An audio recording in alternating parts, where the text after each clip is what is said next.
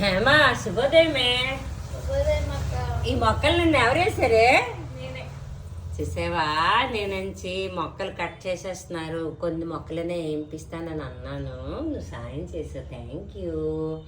మట్టి తెచ్చావు, అన్నీ వేసావు, మంచి పనే. ఓకేనా? ఏ మన సైనికులు ఇక్కడ రెడీ. మనం పెట్టే ఫుడ్ ఆల్ మిక్స్చర్ ఉంది కదా, తినడానికి రెడీగా ఉన్నాయి. సరే, ఈరోజు మనం భావోద్వేగాల గురించి మాట్లాడుకుందాం. ప్రతి మనిషి తన జీవితంలో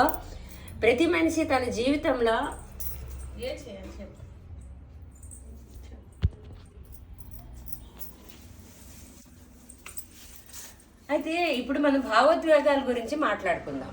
అంటే ఏంటి తెలుసా? భావోద్వేగాలు అంటే ప్రేమ, ద్వేషం, దయ, క్రూరత్వం,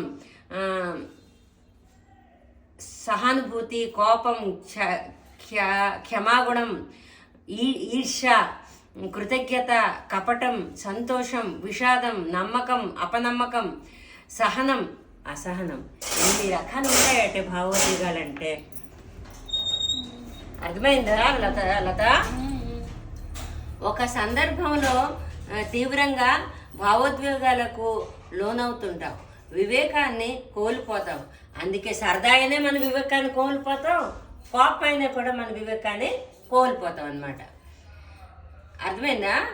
మన ఆలోచనలు, భావ పరంపర అలా స్వచ్ఛమైనది ప్రవాహం లేదా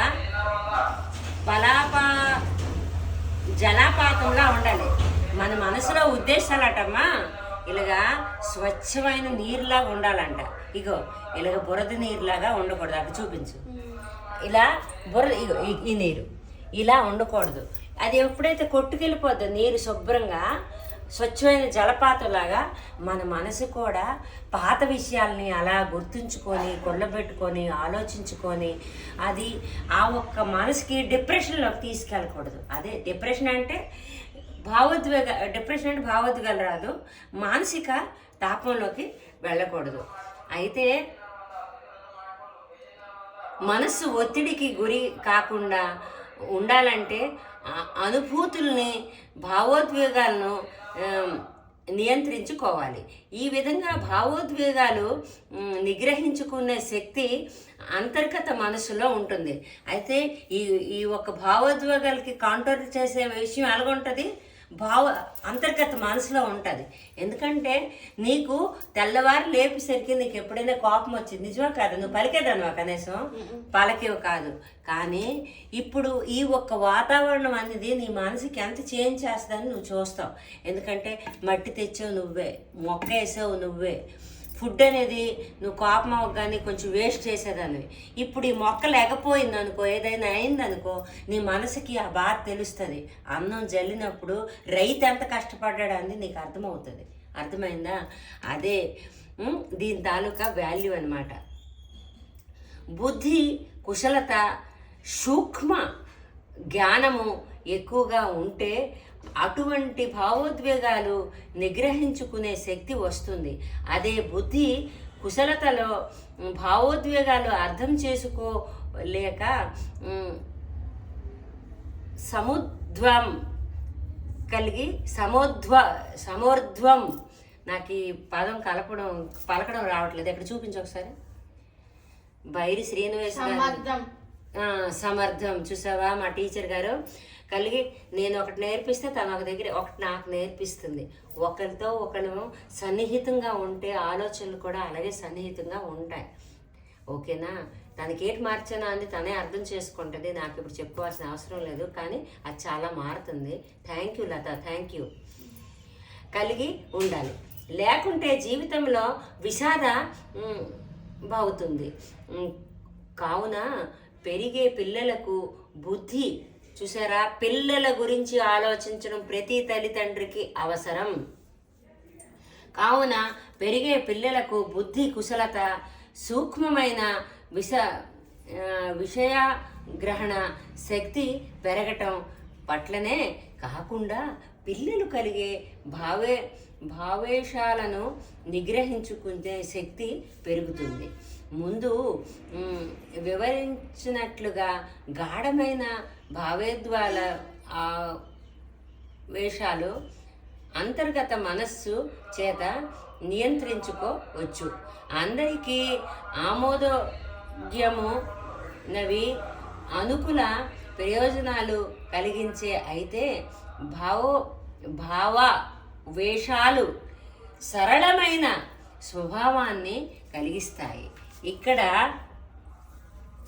చూడండి, ప్రేమ, ద్వేషం. ప్రేమ, మనం ప్రకృతి సిద్ధమైన ఫుడ్ కానీ తింటామంటే, అంటే దేవుడు ఎలాగైతే మనకి ఇచ్చాడో అలాగా, అంటే నేచురోపతి ఫాలో అయితే ప్రేమ అనేది అనుకూలమైనవి, ప్రతికూలమైనవి. అంటే ఇవి అన్నీ నవ్వుకొని ఉంటాం. ఇవి అంటే చూడండి, భగవంతుడు సూర్యుడు ఆల్రెడీ వండే పంపిస్తాడు మనకి. ఆ సూర్యుడు భగవంతుడు ఏదైతే ప్రకృతి సిద్ధమైన ఫుడ్ మనం తింటామో మనం ఎలాగుంటాము, తర్వాత ఇలా ఉంటాం. అయితే ఇవి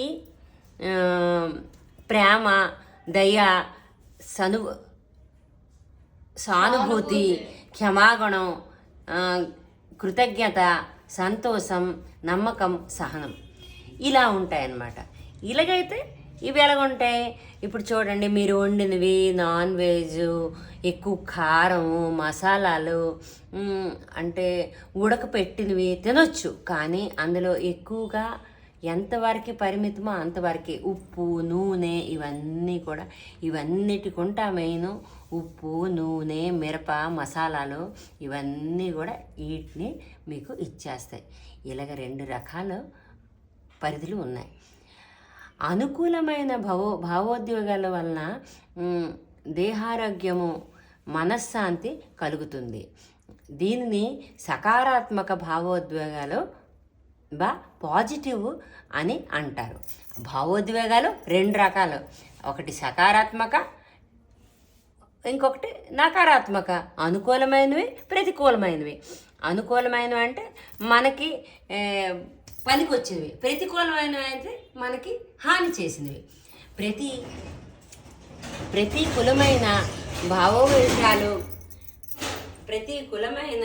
భావోవేషాలు అంతరించే తిట్లు, చీవట్లు తినే దుష్ట స్వభావాన్ని కలిగిచేసే అనర్థదాయకమైన పరిణామాలను కలుగజేస్తుంది.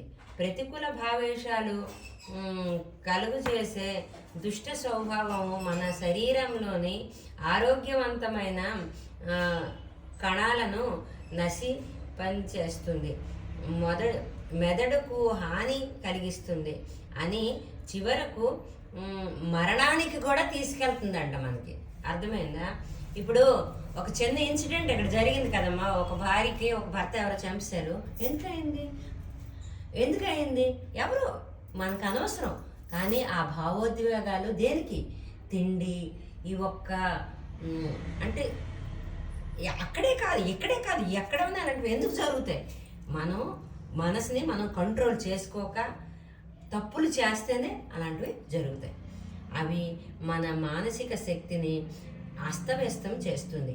ఈ దుష్ట పరిణామాల్ని మెదడు పనిచేసే విధానంగా వైతము ప్రభావాన్ని చూపుతాయి.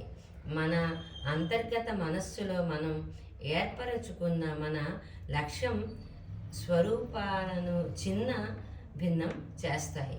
ఆ విధంగా రూపు మనిసిపోయిన లక్ష్య స్వరూపాలను మన అంతర్గత మనస్సు ఆచరణలోకి వెడుతుంది. ఇలా అనర్థదాయకమైన కార్యాచరణలో జరిగితే జీవితంలో అల్లకొల్లాలం అవుతుంది, అస్తవ్యస్తం అవుతుంది, విషాదభరితమైన అవుతుంది. రుణాత్మక భావోద్వేగాలు, నెగటివ్ ఇమోషన్స్ వీటిని అంటారు. నెగటివ్ అంటే మనకి తప్పు చేసినవి. మన ఇంతటితో సెలవు తీసుకుంటున్నానండి. ఎక్కడి వరకు నేను వచ్చాను చూడండి.